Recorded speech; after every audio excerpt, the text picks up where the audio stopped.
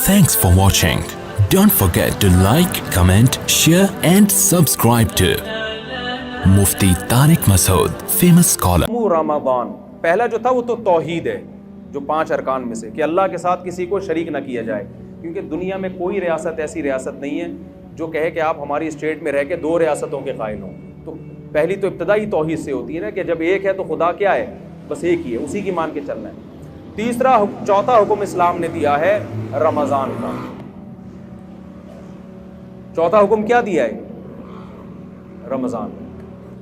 तो उन्हीं में से अल्लाह मियाँ ने एक हुक्म ये भी दिया है कि मेरे जो मुझे मानते हैं और ये मानते हैं कि इस कायनात को मैं चला रहा हूँ, इस कायनात का बनाने वाला मैं हूँ, तो ये खाली पीली के दावे मैं कबूल नहीं करूँगा, कुछ करके दिखाना पड़ेगा जिससे पता चलेगा कि वाकई तुम मुझे मानते हो।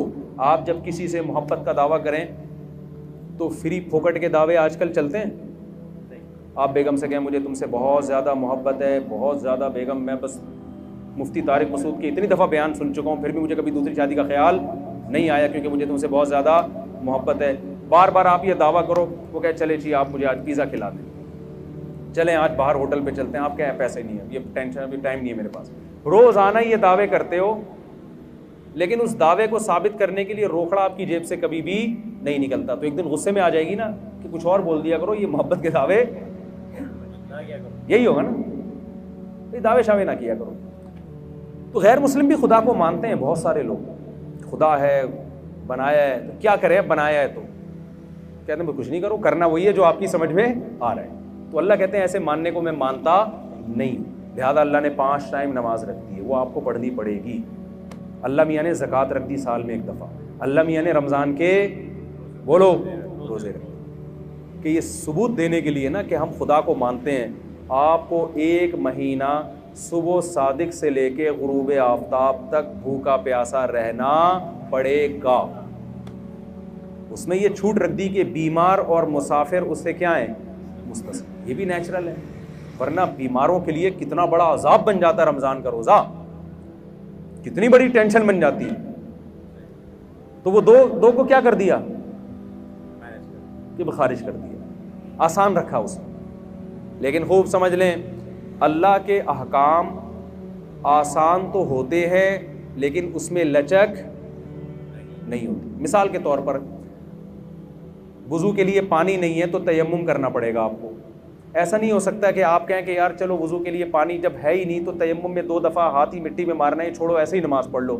आप कुछ भी करेंगे ऐसे नमाज आपकी कबूल नहीं होगी। और ये भी नहीं हो सकता कि यार चलो छोड़ दो, आज छोड़ने का ऑप्शन भी नहीं है। यानी ये तो कर दिया सफ़र में 2 रकअतें पढ़ लें आप, लेकिन छोड़ने का ऑप्शन नहीं रखा। छोड़ने के तो ये मैदान जंग में लड़ भी रहे हो तो नमाज के टाइम पे आपको नमाज पढ़नी पड़ेगी। तरीका बदल दिया कि घोड़े पे सवार हो तो वही सवारी पे पढ़ लो। इससे पता चलता है कि इस्लाम के अहकाम में आसानी है जितनी अल्लाह ने डाल दी, उसके बाद नो का ऑप्शन आपके पास नहीं रहता। हमारे यहाँ बहुत से लोग रमज़ान में ये करते हैं कि जी चूँकि अल्लाह ने मुसाफिरों को छूट दे दी है, बीमारों को छूट दे दी है, इससे खुद ये नतीजा निकालने लगते हैं इसका मतलब अल्लाह बड़ा गफूर रहीम है, कोई टेंशन हो तो छोड़ सकते हैं आप।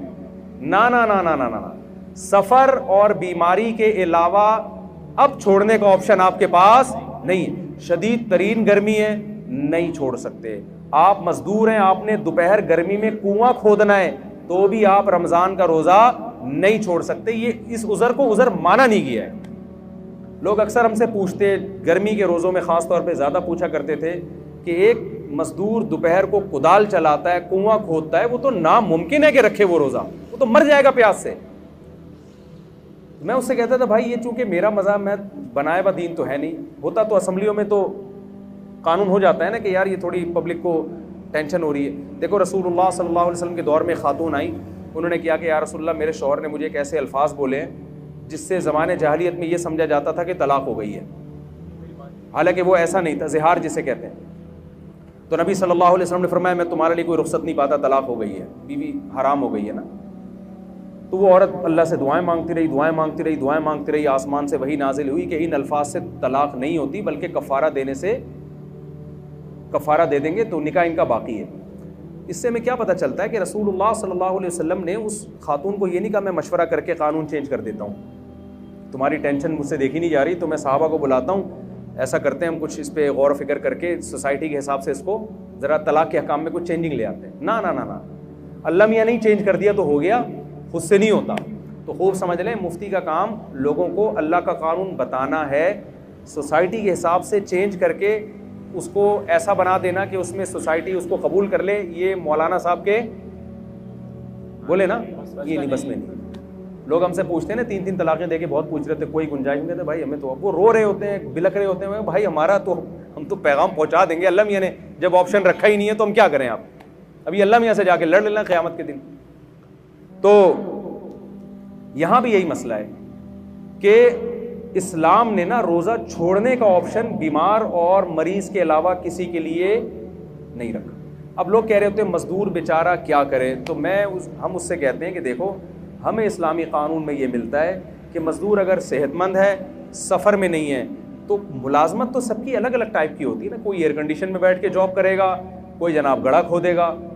तो अब ऐसा कोई इस्लाम ने मेयार नहीं रखा कि जिसको 1 घंटा मजदूरी करनी है तो वो रोज़ा छोड़ सकता है, जिसको 2 घंटे करनी है या आधे घंटे करनी है वो नहीं। ऐसा ही कुछ नहीं है, सबके लिए बराबर है। हाँ, ये ज़रूर है कि रोज़ा वो रखे, और अगर हालत गैर हो जाए, रोज़ा रख के नाकाबिले बर्दाश्त हालत हो जाए, तो फिर तोड़ने की इजाज़त है, बीमार होने का ख़तरा हो। क्योंकि जैसे बीमार को रोज़ा छोड़ने की इजाज़त है, ऐसे ही बीमारी के खौफ में आपको रोज़ा तोड़ने की भी बोले ना भाई इजाज़त। जैसे शुगर के पेशेंट ने रोज़ा रख लिया, बाद में देखा शुगर बहुत डाउन हो रही है, हालत ख़राब हो रही है, तो रोज़ा वो तोड़ सकता है। तो अब ये शुगर के साथ ख़ास नहीं है। मज़दूर को अगर ये ख़तरा हो गया कि मुझे प्यास और इतनी ज़्यादा लग रही है कि मैंने अगर रोज़ा नहीं तोड़ा तो मैं बेहोश हो जाऊँगा या खुदा न ख्वास्ता मर जाऊँगा या मेरे शुगर लेवल डाउन होगा, जिससे कोई भी बीमारी होने का ख़तरा है, तो जब उसका ये ख्याल और गालिब गुमान हो कि ऐसा हो जाएगा, तो ऐसी कंडीशन में इस्लाम उसको रोज़ा तोड़ने की इजाज़त देता है। तो उलमा कहते हैं जो कोयले की कान में काम करते हैं ना, रोज़ाना रोज़ा रखेंगे और रोज़ाना हालत गैर होने पर रोज़ा तोड़ेंगे, क्योंकि छोड़ने की दलील नहीं है, तोड़ने की है। बहुत मुश्किल है बात समझाना, मेरा ख्याल नहीं आ रही समझ। हमारे गामदी साहब ने तो फतवा दे दिया कि कल आपका पेपर है तो भी आप रोज़ा छोड़ सकते हैं। तो मैं मकसद गामदी साहब पे रद्द करना नहीं है, मकसद ये कि इस किस्म के भी स्कॉलर्स मार्केट में आ रहे हैं, तो ये कानून को आप इस्लाम के चेंज नहीं कर सकते, जैसा है वैसा ही रहने देना पड़ेगा आपको। तो आपके पास गर्मी की शिद्दत की वजह से, जॉब की वजह से, पढ़ाई की वजह से, पेपर की वजह से रोज़ा छोड़ने का ऑप्शन नहीं है, और तोड़ने का भी पेपर की वजह से नहीं है, तोड़ने का बीमारी की वजह से है। समझ में आ रही बात की नहीं आ रही? तो अब मुझे एक बात बताओ, जल्दी से बात को ख़त्म करता हूँ मैं, कि अल्लाह मियाँ ने ये जो रमज़ान का हमें दिया है ना, ये भी बड़ा ख़ानदानी हुक्म है। ये भी लगता है कि ये अल्लाह ही का बनाया हुआ कानून है, किसी इंसान का बनाया हुआ कानून नहीं हो सकता। एक दौर तक हम सुनते रहे, मैं बचपन में डॉक्टरों से सुना करता था कि हमें हर थोड़ी थोड़ी देर में ना कुछ खाना चाहिए, एकदम पेट भर के नहीं खाना चाहिए। मुझे शुरू से ये बात मेरी खोपड़ी में नहीं आती थी, ये नेचर के ख़िलाफ़ है। एक डॉक्टर साहब के पास गए, मेरा पेट ख़राब है, उन्होंने कहा, डॉक्टर साहब ने कहा कि देखें थोड़ा सा खाएँ, 2 आने वाले, फिर आधे घंटे बाद फिर थोड़ा सा खाएँ, 2 या 3 जितने अफोर्ड कर सकें, फिर थोड़ा खाएं। मैंने कहा डॉक्टर साहब हमारी बकरी को तो मैंने इस स्टाइल में देखा है, कभी किसी इंसान को मैंने इस तरह खाता हुआ नहीं देखा। अगर ये नेचुरल होता तो सबसे पहले मोहम्मद सल्लल्लाहु अलैहि वसल्लम का तरीक़ा होता, जो अल्लाह के पैगंबर थे। आपका कोई काम नेचर के ख़िलाफ़ नहीं था। वहाँ तो 2 खाने मिलते, नाश्ता भी नहीं मिलता हमें, बुक रहता हूँ आशिया। आप सल्लल्लाहु अलैहि वसल्लम दोपहर से पहले खाया करते थे सहाबा के दौर में, और मगरिब के बाद खाया करते थे। ये 2 टाइम थे खाने के। नाश्ते का लफ्ज़ अरबी डिक्शनरी में आपको नहीं मिलेगा, हालांकि अरबी बड़ी फसी और बलीग ज़बान है।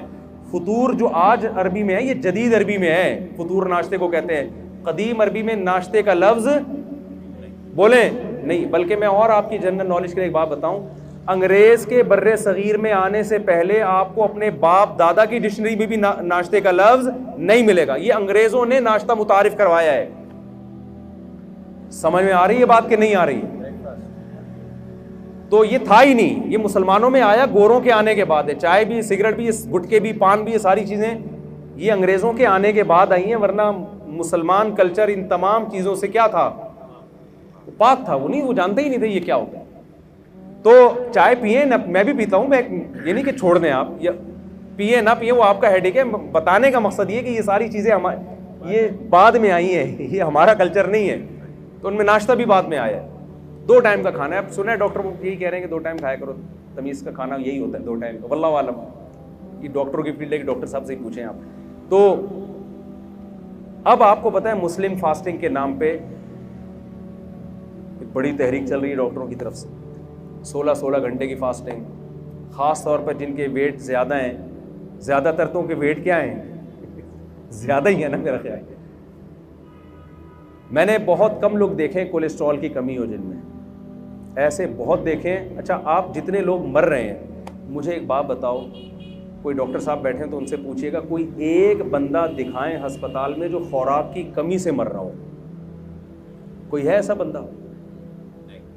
कितनी महंगाई हो जाए, कितनी गुर्बत हो जाए, डॉलर कितना ही ऊपर चला जाए, फिर भी भूख से मरने वालों का रेशो हमारे सोसाइटी में कम है, खा के मरने वालों का रेशो बहुत ज़्यादा। तो हमें जो हुक्म दिया है ना, उसमें रूहानी क़ुव्वत बाद में है, हमारे जिस्म और बॉडी का फ़ायदा पहले। उलमा एक ज़बरदस्त बात कहते हैं कि माल की ज़कात पैसा है, बॉडी की ज़कात क्या है? बोलें, रोज़ा। जैसे माल की ज़कात देने से हदीस में आता है कि ये मैल कुचैल है जो आपके माल से निकल जाता है, तो इसी तरह बॉडी की ज़कात से भी आपकी बॉडी का मैल कुचैल क्या होता है? रोज़े के ज़रिए निकल जाता है। ये अल्लाह की बहुत बड़ी हम पर नेमत और रहमत है। और इसमें ये तो जिस्मानी फ़ायदा है, रूहानी फ़ायदा क्या है? ये बहुत अहम है। कुरान क्या कहता है? लअल्लकुम तत्तकून, ऐ ईमान वालों तुम पे रोज़े फ़र्ज़ किए गए ताकि तुम्हारे अंदर तक़वा पैदा हो। तक़वा अरबी में कहते हैं बचने को। देखें, आज कामयाबी इसे समझा जाता है कि आपकी सारी ख्वाहिशात पूरी हो जाएं। ये बहुत बड़ी भूल है। जिन लोगों की सारी ख्वाहिशात पूरी होती हैं वो डिप्रेशन के मरीज़ बनते हैं और बिल आखिर वो ख़ुदकुशी की तरफ उनकी तबीयत माइल होती है। इंसान की बॉडी को अल्लाह ने ऐसा बनाया है कि एक ख्वाहिश पूरी हुई, वो 4 ख्वाहिशें पैदा करके ख़त्म होती है।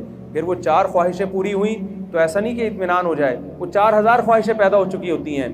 मा क़ज़ा अहदुम मिन्हा लुबानतहु वलन तहा अरबुन इल्ला इला अरबी। शायर कहता है दुनिया में किसी की एक ख्वाहिश पैदा होती है, हज़ारों अंडे बच्चे दे के जाती है वो ख्वाहिश।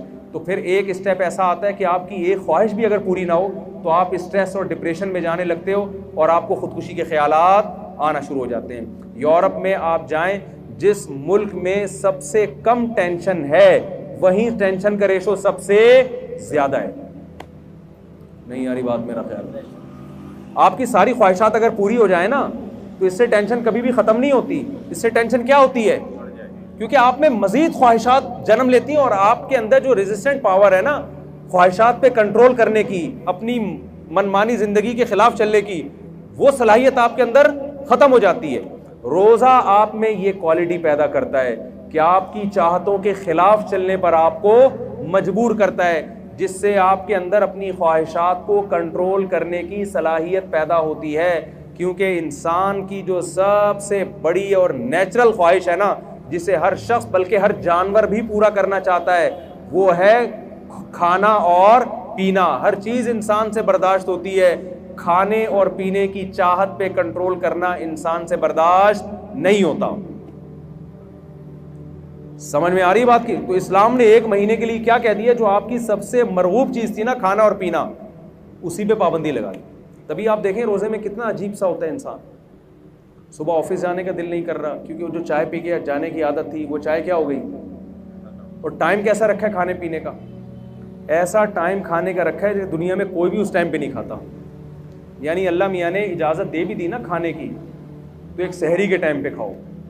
आप मुझे बताओ, आप अपने बच्चे का वलीमा कर रहे हो, लोगों को कार्ड छपाओ, लोग पूछें भाई कितने बजे आना है, आप कह सकते हो भाई 2 बजे खाना होगा, 4 बजे भी हो जाता है, लोग असर के बाद भी कर देते हैं क्या चाय समोसे हो जाएंगे। आप रात को भी लेट नाइट भी कर देते हैं 12:30। कभी आपने देखा 3:30 बजे आपने कार्ड पे छपाया हो? ये हमारे बच्चे की शादी है, वलीमा है और टाइम क्या है? सुबह। तो आप कहोगे भाई आप खाओ, आपका बच्चा खाए, हम अपने घर में इज्जत के साथ सो रहे। कितनी टेंशन दे दी अल्लाह ताला ने कि खाने की टाइमिंग ऐसी रखी है कि दुनिया में कोई भी उस टाइम पे खाता नहीं है, ताकि ये अपनी ख्वाहिशात के खिलाफ चले। 1 महीना की ये ट्रेनिंग है।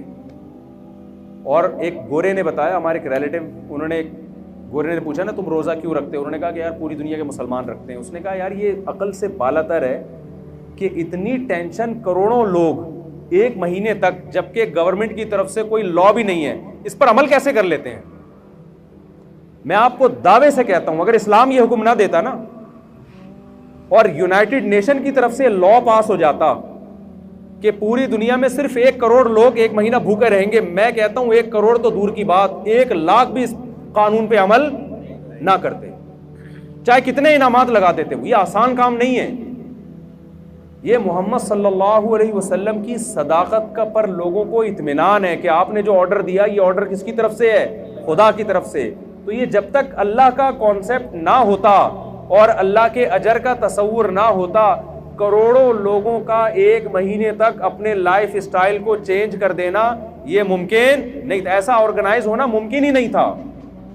तो रमज़ान खुद इस्लाम के और मोहम्मद सल्लल्लाहु अलैहि वसल्लम के बरहक होने की एक बहुत बड़ी दलील है। अब आखिरी बात ये कि अल्लाह ने हमें हमारी ख्वाहिशात पे जो कंट्रोल करवाया है रमज़ान में, उसकी हिकमत अल्लाह ने बयान की ताकि तुम्हारे अंदर बुराइयों से बचने की सलाहियत पैदा हो जाए। लेकिन अफसोस के साथ ये कहना पड़ता है कि जैसे हम रमज़ान से पहले होते हैं, रमज़ान के बाद भी बिल्कुल एज इट इज़ उसी तरह होते हैं। 1.001% भी हमें चेंजिंग नहीं आती।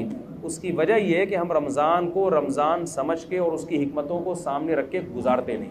तो इस रमज़ान में मैं और आप ये इरादा कर लें कि हम ट्रेनिंग की नीयत से इंशाअल्लाह इस रमज़ान को गुजारेंगे। हम कहेंगे ऐ अल्लाह, जो चीज़ें हलाल थीं और इंतहाई मरगूब थीं, हम जब तेरी खातिर उसको छोड़ रहे हैं तो हम ये प्रैक्टिस इस नीयत से कर रहे हैं ताकि जो चीज़ें हराम हैं और उनका छोड़ना रोटी छोड़ने से आसान भी है, हम पूरे साल उन हराम चीज़ों से इंशाअल्लाह बचने की कोशिश करेंगे।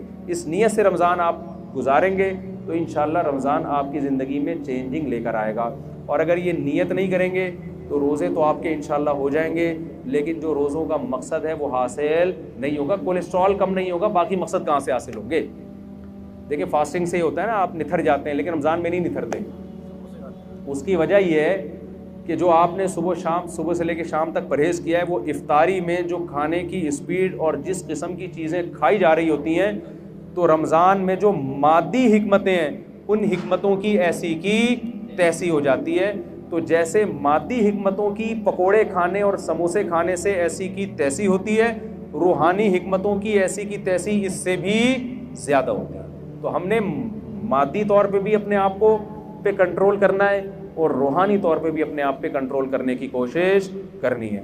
अल्लाह ताला से दुआ है जो कुछ कहा सुना इसमें कमी कोताही अल्लाह माफ़ फरमाए, और जो सही बातें हुई अल्लाह उस पर हम सबको अमल करने की तौफीक अता फरमाए। व मा अलैना इल्ला